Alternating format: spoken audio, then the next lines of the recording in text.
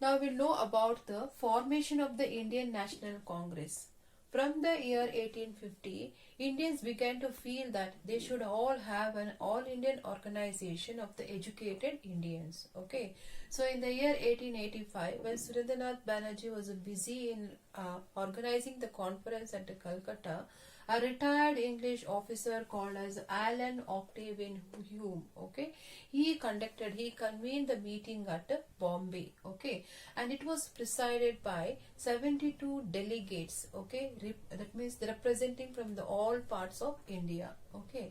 So this included this 72 delegates. A few of them are like so Dadabhai Nauroji, Subramania Iyer, and Chandravarkar, and others. Okay, and this meeting association was given. It means to led to the establishment of the Indian National Congress. So the association of the 72 delegates, okay, it is given rise to the formation of the Indian National Congress. Okay, Hume, Hume, who is known as Alan Octavian Hume, okay, was a person who established this Indian National Congress. Okay, and this AOU had a selfish motto behind this establishment of the Indian National Congress, because he had realized that growing feeling of nationalism among the people. Okay, you have learned that there are various reasons for the growth of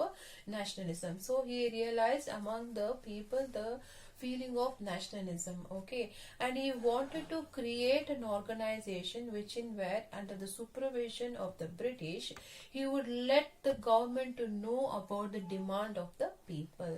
Okay, so like this he wanted to have an organization wherein to see that further. That means he doesn't want to have another nationwide revolt that was happened like in the year 1857. So that was his selfish thing that which enabled him to establish this Indian National Congress. Okay, thus in the year 1885, Alan Octavian Hume, a retired English British officer, established this Indian National Congress. Okay, and the first session of this Indian National Congress was held at Bombay, and it was presided by W.C. Banerjee, that is under the chairmanship of W.C. Banerjee. Okay, and what is the objective of the establishment of this Indian National Congress? Why did this Indian National Congress was established?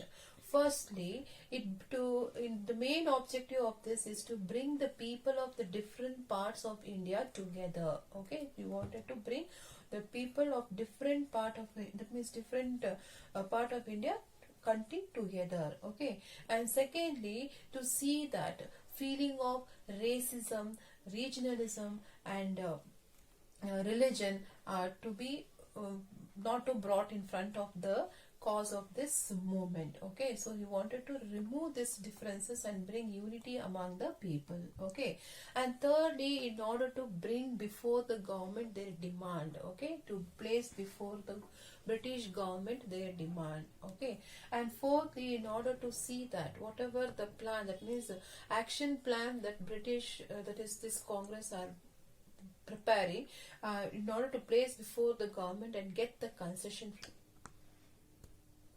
So now we'll know about the age of moderates. Okay, so the leaders who led the Indian National Congress in the beginning are called as moderates. Okay, so the period between 1885 to 1905 is considered as the age of moderates. Okay, you know that in the year 1885 the Indian National Congress was established, right? So from 1885 to 1905 these leaders, that is Surendranath Banerjee, Dadabhai Nauroji, Gopala Krishna Gokhale, M.G. Ranade, some of the leaders who led this Congress, and they are known as moderate leaders. Okay, and these moderate leaders, they criticize the policies of the government and ask for the more reforms from the British government. Okay, and they believed, these moderate leaders, they believed in the constitutional method, that means prayer and a petition. Okay, and they also try to get the things through persuasion, that means convincing the demand of these moderate leaders are That means let the freedom to speak. Okay, these moderate leaders had placed before the British government certain demands. That means freedom to speak and more fund to be released for the welfare, that is especially for the education. And they also requested the British government to reduce the taxes. Okay, and also recruit, that means employ more and more Indians in the British office, that means in the government office. Okay, and also held a civil service exam. That means if you want to enroll, that means if you want to join the government office, an individual has to take up the civil service exam. Okay, if they are excel in the civil service exam, they were assigned a government job. So in those days, the civil service examination was held in England, and most of the Indians found it very difficult to go to England and take up this exam. So these moderate leaders had placed before the British government to request, that means to held a civil service examination in India. Okay, and also they had placed before the government, that means the British government, to increase the number of people in the legislative assembly. Okay, the more and more number of Indians to be allowed in the legislative assembly. Okay, it is due to all these things, moderates, Indians were able to come to know what is the Indians were able to get the opportunity to participate in the legislative assembly. And also it is because of these moderate leaders, the Indians were also able to know what is the main reason for the pathetic condition of the India. So now we know about the radicals, that is between 1905 to 1919.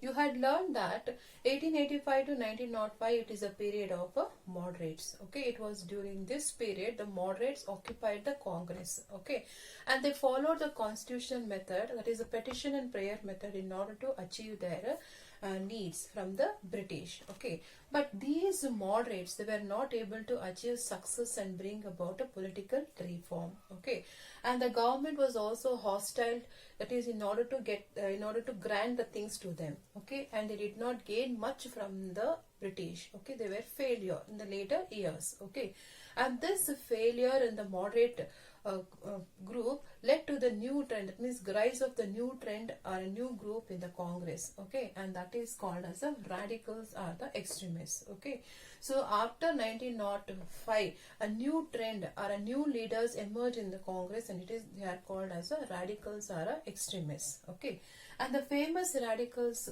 were Lala Lajpat Rai, Bala Gangadhar Tilak, and Bipin Chandra Pal, and they were known as Lal Bal Pal. So these were the famous radical leaders. Okay, and these radicals felt that since the moderates' policies were not successful and they were not able to achieve much and they proved ineffective, so they decided to take up the steps, that is policies like strikes, boycott, and a mass demonstration. Okay, and it was Bala Gangadhar Tilak's intense desire to this spirit of freedom was so much that you can see his famous proclamation, that is Swaraj, about Swaraj, and he proclaimed that Swaraj is my birthright and I shall have it. Okay, and these radicals, they also began to write in the newspapers and create an awakening among the mind of the people about the patriotic feeling, and also to make the people to revolt against the British. Okay, and soon, as I told, Bala Gangadhar Tilak also had published two newspapers, that is Kesari and Maratha. Kesari in Marathi and Maratha in English, and he began to write in those newspaper also in order to motivate and encourage the people to fight against the British. Okay, and he also used Ganesha festival, Shivaji festival, and Durga celebration in order to organize the people against the British. Okay, so like this radicals played a very important role. They encouraged the common people to protest against the British. Okay, and Bala Gangadhar Tilak also adopted a radical method like boycott the foreign goods and used the Swadeshi goods, and he also encouraged the bringing up the national schools also. Okay, so this is how these radicals played an important role in the freedom movement. Another important event that inspired the national struggle, that is the partition of Bengal in the year 1905. This is an important event of the radicals in the year 1905. Okay, so this Bengal, it included the present Bihar and Orissa, and it was a vast territory. Okay, and Bengal had become the center of the anti-British activity. Okay, and in order to suppress the development of the Congress, Viceroy Lord Curzon divided the Bengal into two divisions, that is East Bengal and the West Bengal. This he did in the pretext of the name of administration, but actually he divided the province in order to suppress the development of the Congress. Okay, and Bengal, East Bengal was dominated by the Muslims, and the West Bengal was dominated by the Hindus. So like this, Bengal had more concentrated of Hindus and the Muslim people. Okay, so the Lord Curzon had did this in order to see that divide the Hindus and Muslims so that he can curb the activities of the Congress against them. Okay, so this partition was opposed by everyone, and also people began to blame the moderates because they did not do anything regarding this partition. Okay, and this radicals, they conducted the demonstrations and public meetings against this.